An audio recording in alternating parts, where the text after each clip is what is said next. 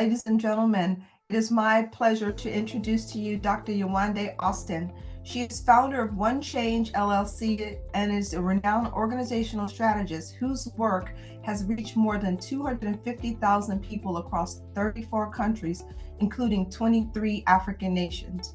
As an honorary U.S. cultural ambassador, she has proudly supported the United States Department of State's mission to promote diplomacy and culture for over the 14 years. Most recently, she was summoned even to India to share her social impact work with His Holiness the 14th Dalai Lama. Awarded with an honorary doctorate in humanitarianism from Stanford University, this renowned TED Talk speaker has also been recognized as the 2017 Barack Obama Lifetime Achievement Award recipient. Ladies and gentlemen, it is my distinct honor to present to you Dr. Yewande Austin. The floor is yours, ma'am. Thank you so much, LaDonna, and for all of the dignitaries and advocates on the call today. What an inspiring opportunity to share how each one of our international experiences or even national experiences present such a powerful opportunity for us to change not only our perspective of the world, but how the world sees us and our diversity. I'm getting ready to share my presentation here. I think Culture and protocol. When LaDonna asked me to speak on my international experiences as they relate to protocol, my heart went immediately to culture. Culture is everything that we do. It not only shapes who we are and how we see ourselves in the world, but how the world responds to us. Whether I have served government officials, vulnerable communities, or educators, or healthcare professionals, culture shapes the lens in which we see and conduct very critical work around the world. One of my favorite human beings, Dr. Albert Einstein, once said that we cannot solve our problems with the same thinking we used when we created them. One of the greatest challenges, I think, in protocol is that humans don't like change, right? So we can take the information that we have been taught, add that to our experiences, and then add a little dash of fear and ignorance to it, and it can completely obliterate everything that we know. Change is frightening and it's intimidating. So often when we experience new cultures, our default mechanism as human beings, it's not your fault, just in case nobody ever told you, our default mechanism as human beings goes back millions of years ago to the Neanderthal, whose initial idea is, or response, I should say, is to anything new that's bad. It presents potential conflict. I must protect myself and all of my beliefs that are around me, and to fight anything that is new and different, not understanding that some of the greatest opportunities and solutions exist within that which we do not know. Some of the greatest conflicts throughout human history, from marriages gone wrong to civil wars, has been rooted in that which we don't know. Fascinating that we have such a hard time, instead of coming to the table and having productive conversations and dialogue and fill in the gaps of what we don't know, that we become so stagnant and rooted in our decision to stick by our beliefs and willing to fight, die, and destroy communities because of that ignorance. Well, I challenge you to think about some of the cultural ideas or beliefs that you have encountered throughout your life and through your professional careers that perhaps were impacted by your strong position in your culture, not being open to learning new ideas and solutions through the diverse lens of another person's culture.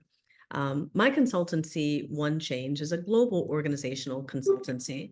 We're supported by more than 20 years and 200,000 hours of research, programming, and development in 34 countries, and have been honored to serve some of the top organizations around the world that are committed to doing good. Our strategic culture change initiatives help organizations align culture with people, performance, and change to solve some of the world's greatest challenges. The reality is that no matter what industry you work in, government, international development, healthcare, education, as I referred to earlier, culture guides everything. And through our evidence-based mindsets, and our frameworks and our passion for humanity, we're helping our clients understand how to use culture, how to treat culture, not as an option, but a business priority. So I want you to think for a minute about what culture is. This isn't a traditional lecture, and I'm certainly not going to sit here and profess to the ability to solve any cultural challenges that you have in 20 minutes. And so I will excuse me for skipping through some definitions that you may be familiar with, or maybe haven't fully considered. But think about what culture is to you. We can use a broad stroke definition that it is a set of ideas or beliefs that guide thoughts and decisions that are critical to completing a collective goal. Culture is the heartbeat of your organization and your interaction with people every single day. David Foster Wallace once said that culture is to humans as water is to fish, describing the fact that sometimes the most obvious things that are in front of us can be really difficult to articulate. Now, a fish lives in water, swims in water, breathes in water every day. But do fish really know that they are in water?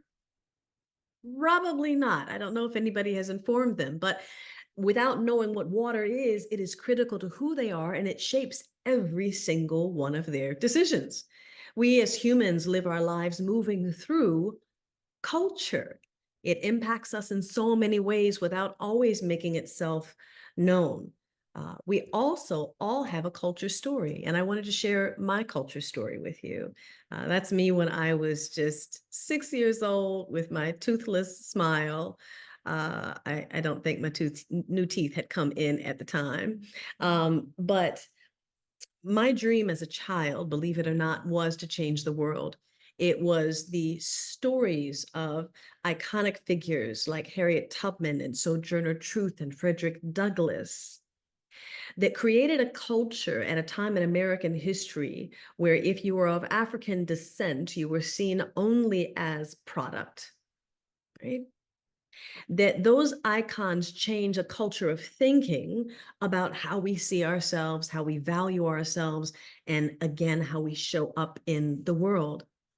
Little did I know that my path would be filled with so many different opportunities to create my own culture of thinking. That's me at the age of 11, marching against apartheid in front of the South African embassy with my mother in Washington, D.C., scared as I don't know what. Now, how does a child who dreams of changing the world have this level of fear about marching? Well, all of the stories that I had read up until that point in my life were rooted in conflict and violence.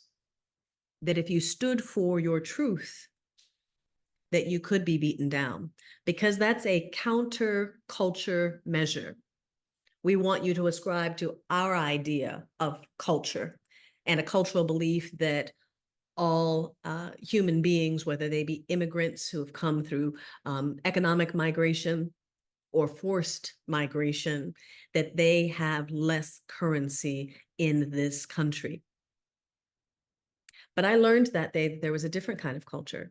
It was a culture that was rooted in collaboration, in truth, in transparency, and it changed the rest of my life. There are many challenges that we face through protocol. I wanted to share some with you that you may be a little surprised about. One of the very first challenges that I experienced in doing work in the developing world was certainly in my work across Nigeria. I know our friend from Nigeria earlier presented, and just as a preface, I should say, I love Nigeria. My name is Nigeria. It is my birth name, given to me actually by my Egyptian godfather. I'll tell you that story another time. But with all of the beauty and power and wonder that is Nigeria, there are also inescapable challenges that we can't ignore. One of them is the high level of poverty that exists in one of the wealthiest African nations. On this particular day, as you see my armed guards with me, I thought that it was absolutely ridiculous that my host thought I needed armed guards. and told her that she needed to send them away, that I needed to invest that money in Makoko, one of the slums in Lagos, Nigeria, and that I would be just fine. But she knew what she was talking about, because on that day, as soon as I sent my armed guards away, there was an extortion attempt. That extortion attempt changed how I looked at culture that day. There are many different types of culture. There are economic culture, social culture, government, organizational culture, which we may get into if we have time. But that day I experienced what happens when there is a cultural belief that if I don't have access to the resources that I need to thrive, I will take them. And me and my team were threatened to be kidnapped on this particular day, as I'm there to empower children in the community of how to use business as a poverty disruptor. There to do good work.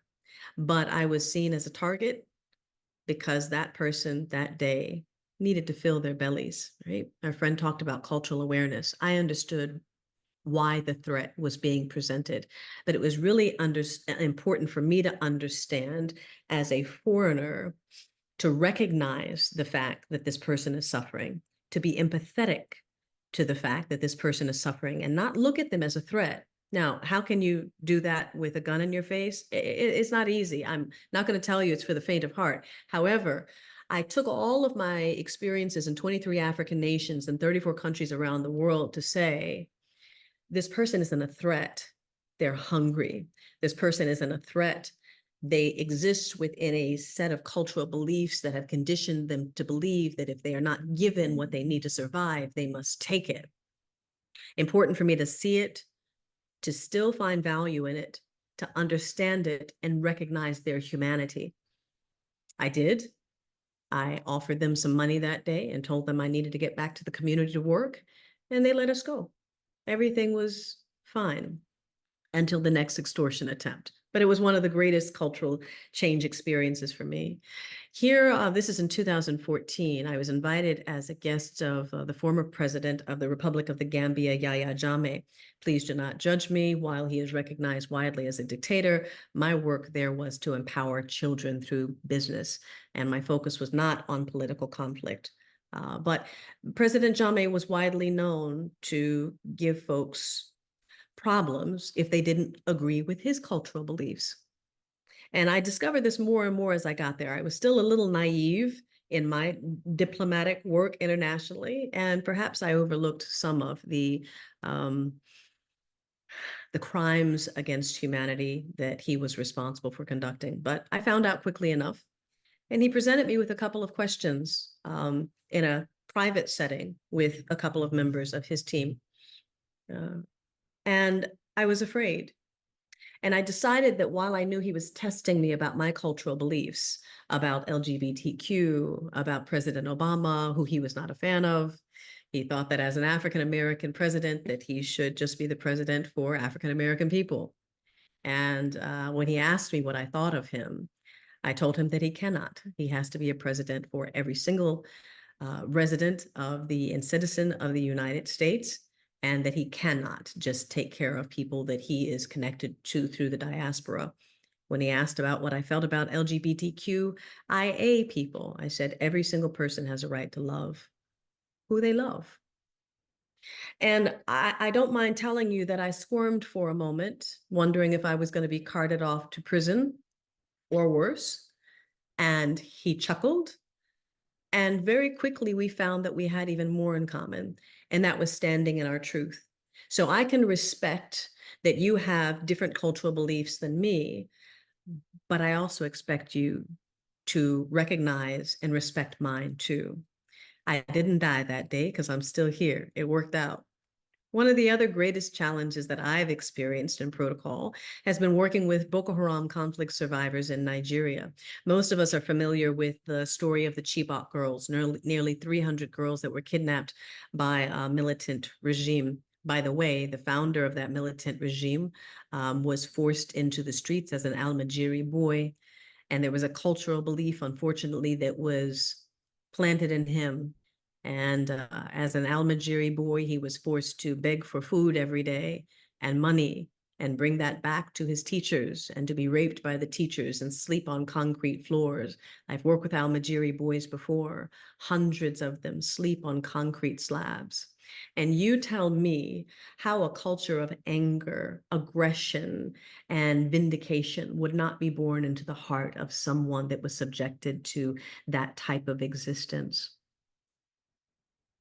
But here I am teaching the children, Boko Haram conflict survivors. And what I recognized very quickly is that the mothers came around every single day because they wanted to learn too. And I decided to use that opportunity to teach them business, to change a culture of poverty that all of these survivors had become very accustomed to. And in a matter of 5 years, in my teaching them social entrepreneurship, these women have not only taken an investment from 4 startup businesses that I funded to 10 businesses, launching the first reusable sanitary napkins designed, manufactured, and distributed by Boko Haram conflict survivors, by these women. An entire culture has shifted because someone disrupted the culture to give them an option, and they grabbed onto it with their lives. One of the other most interesting cultural challenges that I have experienced in protocol is being the guest of His Holiness the Dalai Lama in India. I got to tell you, it was one of the most powerful moments in my life. And unfortunately, it was tainted because of a set of cultural beliefs that were manipulated and twisted to satisfy media and perhaps our human insatiable curiosity for all that is wrong with the world. Being invited to meet with one of the greatest leaders, faith leaders in the world, is not something that happens every single day. And yet, before I even returned to the United States, a story broke. The story broke that the Dalai Lama had asked a little boy who was visiting him to suck his tongue. I must say, initially, I was mortified as well. And I didn't tell a soul, besides the people who knew me intimately, that I had even gone to meet with the Dalai Lama, until I did some research on the tongue sucking incident, finding out that it is a cultural practice, if you will, to tease a child if they wanted a piece of candy for sucking their tongue. Now, while that's not while it's not in alignment with my core beliefs or understanding or practices that an adult would ask if a child wants their tongue to be sucked, it's an idea of teasing that was blown completely out of proportion, and a practice with children that has existed for a millennia. But it sent me into a space of shame to not share one of the most amazing moments in my life, because assumptions had been made, and those assumptions can destroy your relationships, and in the world of protocol, our ability to grow, to collaborate, to improve our performance, and solve some of the greatest challenges in the world. But yet again, there was one more cultural challenge that I experienced, and that's with an international development company that hired me to conduct a 3-day DEI, or what I do, JEDI, leading DEI through a justice lens, to conduct their program. 3 days for their international staff. They have operations in every continent around the world, with the exception of Antarctica. So they hired me for 3 days. I did a preliminary assessment, a cultural climate assessment, I should say, very specifically. And it indicated that there was a 12.7% presence of experience, with racism or witnessing. Wait, I apologize. Either witnessing racism or experiencing it directly. By the end of my training, that number had increased almost 30%. Think about why that number would have changed within this international organization that is committed to doing good. Now think about what the CEO did with that data, because certainly most would be mortified. Why has this facilitator come in here, and my employees have now increased their response from 12.7% to right under 40% that had experienced or witnessed witnessed racism? Perhaps because they had developed a culture of silence. There were many employees that didn't feel empowered to address racialized behavior. And I want to say for the record that everything that we think is racism isn't necessarily racism. There is a difference between racism and racialized behavior. In other words, we perceive it as racism. It may be a bias, it may be a microaggression. They are no less impactful than racism, but not necessarily racism. So their culture of silence, and I should say that the CEO on a scale of 1 to 6 on our cultural climate scale, which I'll get to here in just a moment, had given her organization a 2 out of 6. But yet when these numbers came back, there was a sense of shock of what do we do with this information? So what do you think? Do you think that the CEO decided to launch a company-wide anti-racism education program, created a racial equity task force to be led by employees, stopped the launch of a company-wide anti-racism education program, and experienced a racial uprising? Or D, implemented organizational justice strategies recommended by the consultant, me, and transformed the organization? What do you think? A, B, C, or D? If you're still on the conference with us today, why don't you type that in the chat? I'm just curious. You all may be curious too what people think. What was the outcome of that? Based on a culture, again, of silence within the organization, not addressing some of the challenges that you experience. Okay, we have C, A. All right, thank you for that. So the answer would be D. I must tell you, after that presentation, and my metrics were off the charts. I think they're pretty impressive. There was a 243% increase in understanding how using organizational justice to lead their DEI efforts within international development could transform the organization. Nearly 80% of all of the employees, this is from their global staff, decided that my JEDI framework could help them to become exemplars in culture. D, we have more D. Okay, very good. But she wasn't happy. She was actually mortified because employees started complaining about all of the inequities that they were now aware of because of my training. This is one of the phases of cultural change that we're afraid of. Crisis. Every organization can experience crisis in the midst of change. Think about the worst wound that you've ever sustained on your body. It does not look very good in the very beginning, right? But it needs ointment and air, and sometimes to be covered as it heals until you develop the tools that you need to go from, on my scale, a 2 to a 5, right?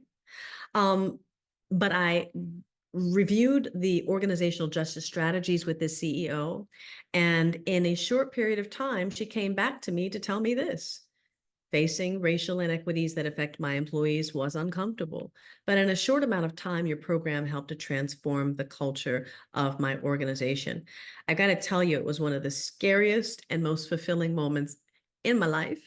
And she is now not only a friend, but a colleague who is helping to launch my work with 100 international development organizations around the world who are committed to transformational change in the process of doing good. So sometimes when we have cultural conflict, we can come out good on the other side. I think that we have to be more fearless, understanding, and as our friend said earlier, listen and be humble about the opportunity to learn and grow. Listen, I know we only have a short amount of time today, but I would like to leave you with a couple of ideas that perhaps you can take into consideration of not only your current cultural climate within your organization and within your practice, right, of diplomacy, of healthcare, of sports, military, whatever industry you're in. I think it's important for us to assess where we are now so that we can create a very clear plan of where we want to go. Recognizing the need for change is important, but that's just the first step. There are several steps that are required to achieve transformational change. If you have experienced more conflict within your organization, it may be an issue of a poorly aligned culture, a misaligned culture. or an underdeveloped culture, because so many organizations still don't prioritize that. But we developed this cultural climate scale for our potential partners, to help them not only assess their current cultural climate, but give you an assessment that would give critical insight to diagnose and understand underlying conditions so that we can prescribe the best culture change initiative for you.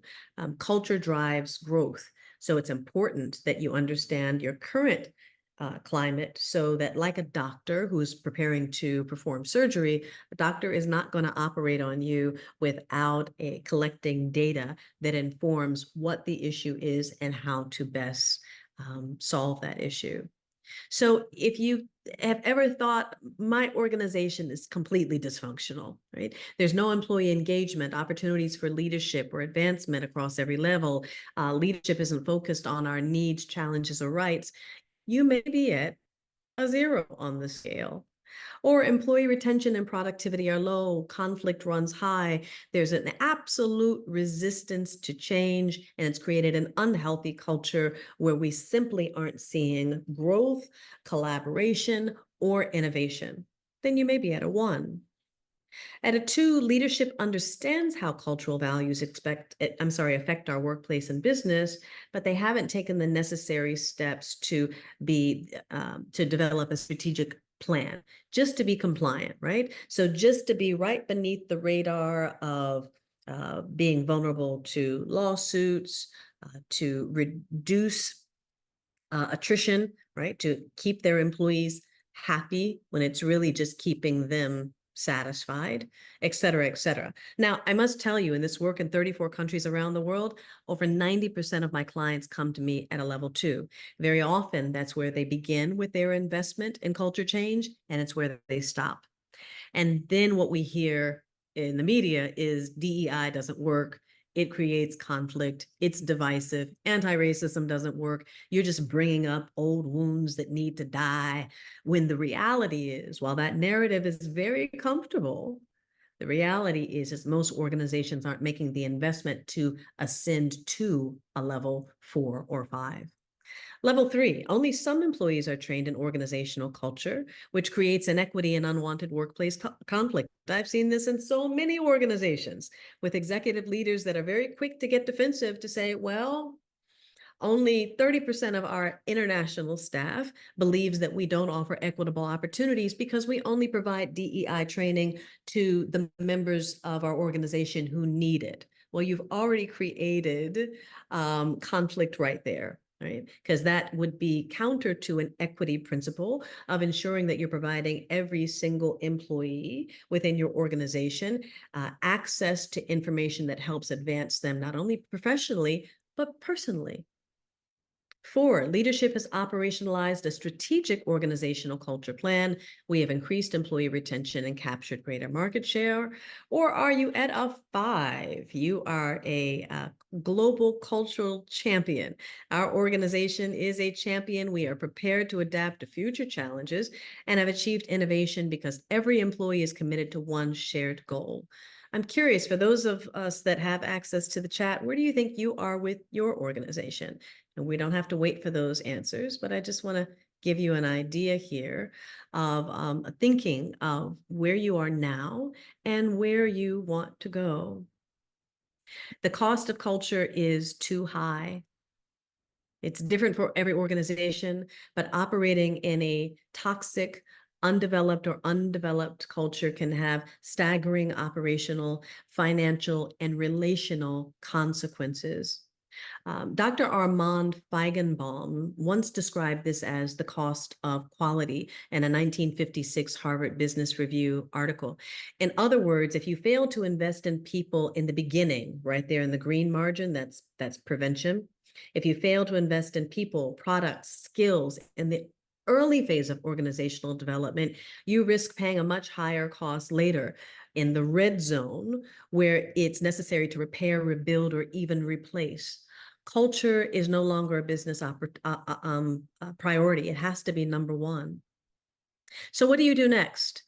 While we're not solving any cultural inequities that exist right now within protocol, I want to remind you that every single human being really has three basic needs: to be valued, to be understood, and to be respected.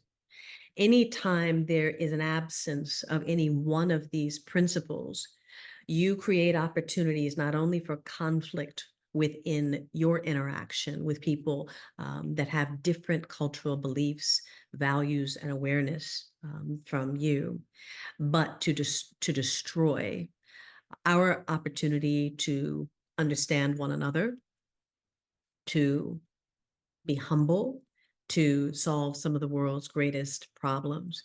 Every single person has a right to be valued for who they are, no matter what socioeconomic strata they come from. Every single person desires, with the highest level of need, to be understood. That day when I was face to face with people that were threatening to kidnap me, somehow in the practice of cultural humility, I don't know everything, but I know enough to develop a connection with these people in understanding their suffering. They wanted to be understood and validated. And lastly, to be respected.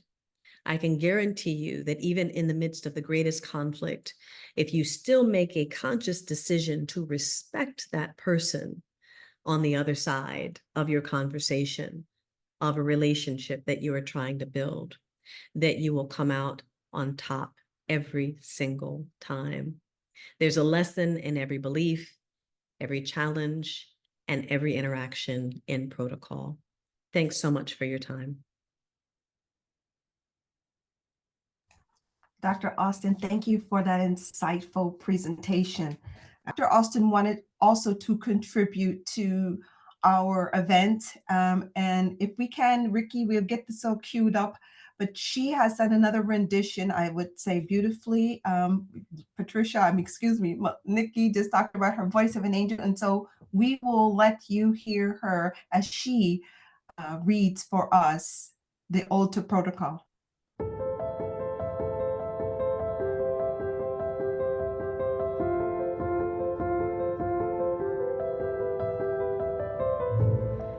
In the world of politics and diplomacy, you represent the utmost philosophy, treating all parties with respect and equality. Regions, traditions, nations, and missions, you are the key to peaceful interactions. You are the platform that holds assemblies, congregations, and talks, or meetings at high-level events where a head of delegation presents and resolves international matters, proving that protocol indeed matters. Providing guidelines on cultural signs and also the courtesy rule that applies as you prepare with flawless excellence agenda seating and order of precedence, reflecting that protocol standing still for all who are involved, VIP, guests, dignitaries, delegations, and audience, creating a better place, a connected universe. In the world of sports and military, you guarantee professional immunity, free from faux pas, free from mistakes. Be prepared and have what it takes.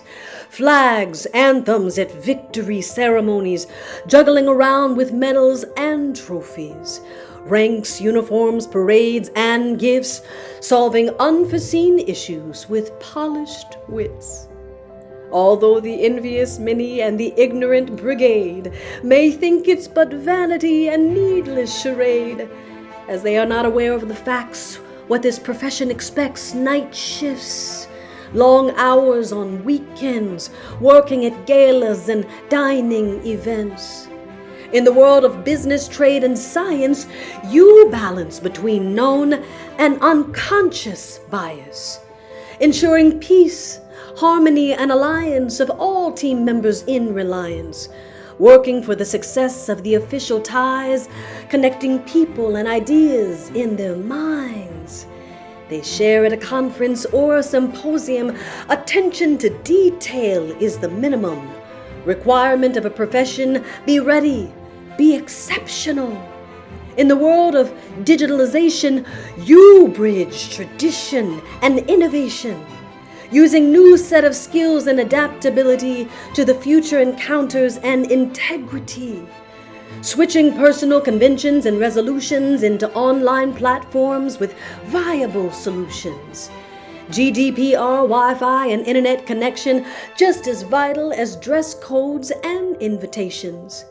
In the world of the 21st century, where protocol means efficiency, acting like an ATM paying off with courtesy, you represent trust, the most valuable currency. At any given official or social occasion, your polite manners with seamless organization make leaders succeed regardless of the nation, race, color, age, or even gender and culture. Protocol respects all parties in a phenomenal structure. You sacrifice the time, distant from family. You dedicate your life to enhance diplomacy.